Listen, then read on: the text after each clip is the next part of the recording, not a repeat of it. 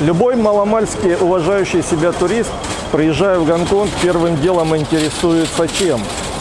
Правильно, где бы поесть. И это понятно. Коли доктор сыт, так и больному легче. Ну а уж тем более туристу. Ну скажите, какие достопримечательности на пустой желудок? Здравствуйте, с вами Владимир и канал «Неизвестный Гонконг». Все, что вы хотели узнать о Гонконге, но не знали, у кого спросить.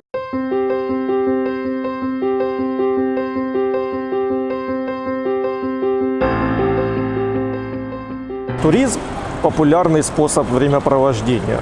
Туризм бывает всякий. Есть туризм исторический, есть экологический, есть этнический и есть даже гастрономический. И как раз в плане гастрономического Гонконг – настоящая Мекка. Мы обязательно расскажем вам о еде в Гонконге и начнем прямо сейчас.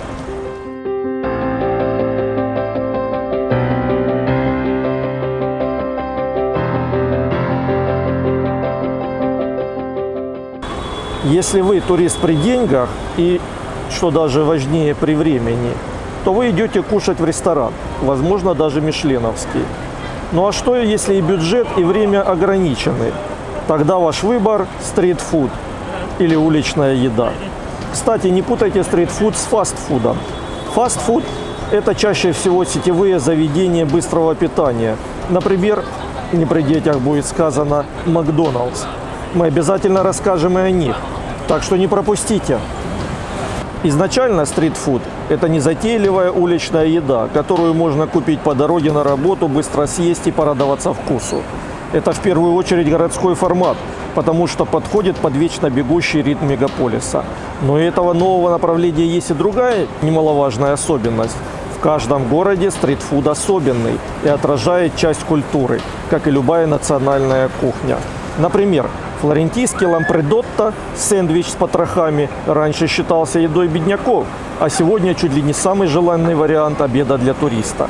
В Израиле стритфуд – это любимый всеми фалафель, обжаренные во фритюре нутовые котлетки, или пита, начиненная мясом с овощами. В Амстердаме – дюром, аналог шавармы, а в Стамбуле – это кебаб или кофта. Ну а что же Гонконг? В Гонконге, как вы догадались, стритфуд гонконгский. Мы с вами находимся в районе Козвей-Бэй.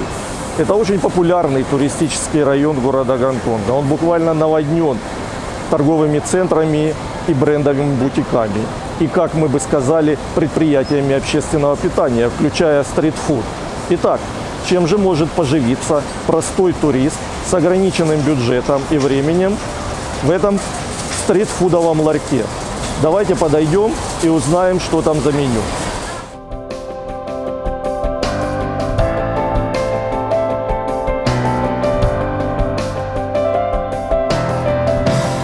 Сюмай.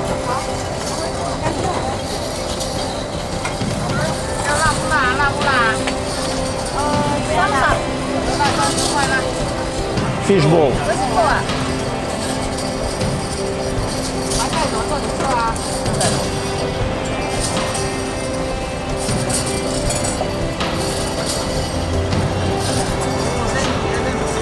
How much?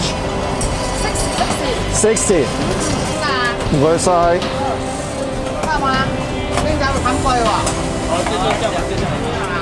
Знаковое блюдо стритфуда в Гонконге – это рыбные шарики с соусом карри или в соусе карри. Вся фишка рыбных шариков в Гонконге заключается в том, что в них практически нет рыбы, и они готовятся из муки. Но это никак не повлияло на популярность этой закуски. Она продается во всех стритфудовых ларьках. О, соус карри чувствуется, между прочим, довольно остро. Но опять же, это на любителя. Есть люди, которые очень любят острую пищу. Вот эта порция полная стоит 30 гонконгских долларов, что в переводе на общепринятые американские примерно 4 доллара американских. Еще одна знаковая закуска стритфуда в Гонконге называется сюмай. Его легко распознать по такой вот желтой обертке. Готовится он, вернее, предполагается, что он готовится с добавлением свиного или рыбного мяса. Но на самом деле сейчас, по причине удешевления производства, мясо сюда практически не добавляют. Но опять же, закуска остается очень популярной в Гонконге. Имеет своего двойника или брата, который подается в димсам, в салонах димсам, который более дорогой и делается из мяса. Этот не такой острый, в соевом соусе. Вполне. Я бы вам порекомендовал его. Тоже эта порция обошлась в 30 гонконгских долларов. Те же самые 4 американских. Ну, вполне сытно. Так, продолжаем дегустировать. Please, octopus. Yeah, just one. Octopus. And И того, и другого, и можно без хлеба. intestine, fried intestine. That one, fried. Yeah. No. Yeah.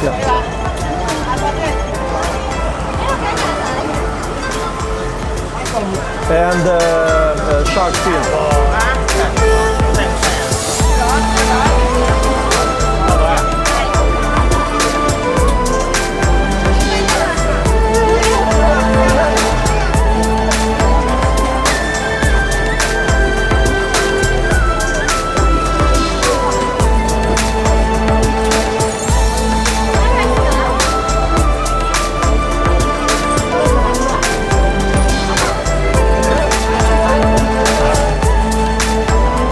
Side 52.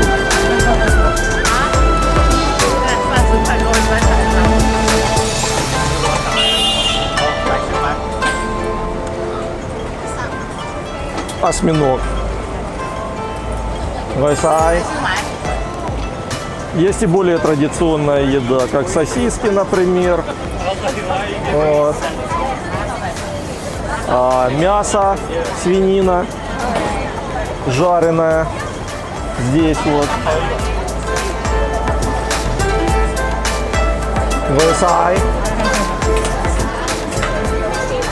Продолжаем дегустировать гастрономические изыски уличной еды в Гонконге. На этот раз я пробую блюдо, которое называется Shark Fin Soup, что в переводе означает суп из акульих плавников. Но опять же вся фишка в том, что это не акульи плавники, потому что стоило бы немерено.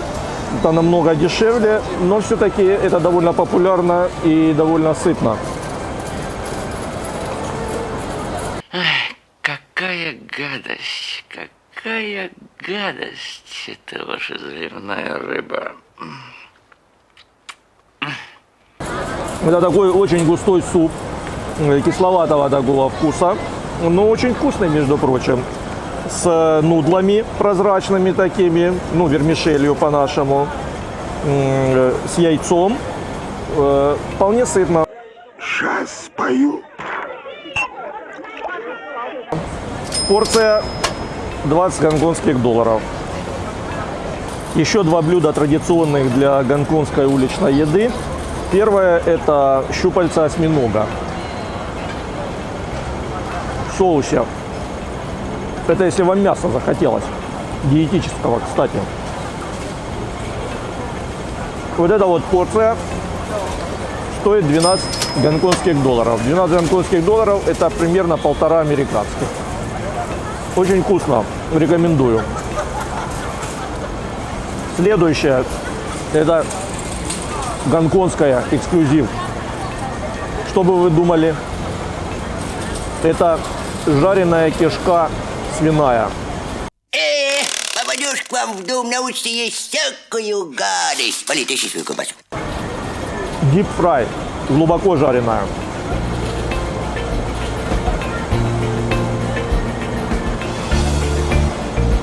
Ну, это специфический вкус. Но вкусно. То есть вполне съедобно, да. Можете смело брать. 20 долларов. Когда вы уже покушали основную еду, подходит время десертов. И в этот момент трудно устоять перед эгеттами, которые называются на кантонском диалекте ганданзай. Ганданзай. По-английски они называются egg cupcake. Яичные пирожки. А мы тут, знаете, все плюшками балуемся.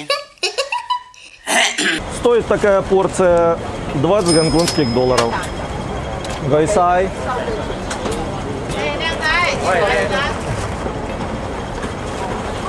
Готовится из теста, которое выливается на раскаленную сковороду. И получается снаружи хрустящие, такие твердые, а внутри очень мягкие. И сладкий вкус, конечно. То есть очень вкусно. Рекомендую. А компот? Компот. Кстати, зачастую рядом можно купить всякие напитки, десерты. Пожалуйста. Свежевыжатые.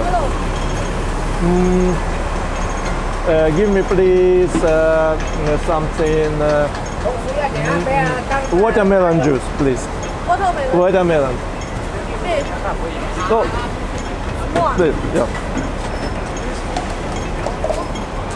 Решил попробовать арбузного сока. Жить, как говорится, хорошо. А хорошо жить еще лучше. Точно. Конечно, туристов интересует вопрос, а безопасно ли есть уличную еду в Гонконге? И здесь я должен сказать следующее. Во-первых, в Гонконге нет уличной еды в общепринятом смысле этого слова. Здесь не продают еду с лотков или с фургонов. Все стрит-фуд-точки стационарные, как у меня за спиной. Почему? Потому что это облегчает санитарный контроль. А санитарный контроль здесь в Гонконге очень жесткий. Во-первых, получить лицензию на такую точку стоит довольно дорого и довольно трудно. Во-вторых, нарушения санитарных норм очень жестко караются, штрафы очень большие. Так что, если вы попадете в Гонконг, можете спокойно питаться в таких вот точках. На этом мы заканчиваем наш короткий рассказ об уличной еде в Гонконге. С вами был Владимир и канал «Неизвестный Гонконг». Если вам понравилось, ставьте лайк и подписывайтесь на наш канал. Если не понравилось, все равно ставьте лайк и подписывайтесь. Это улучшает вашу карму, ведь мы живем по принципу фэн-шуй.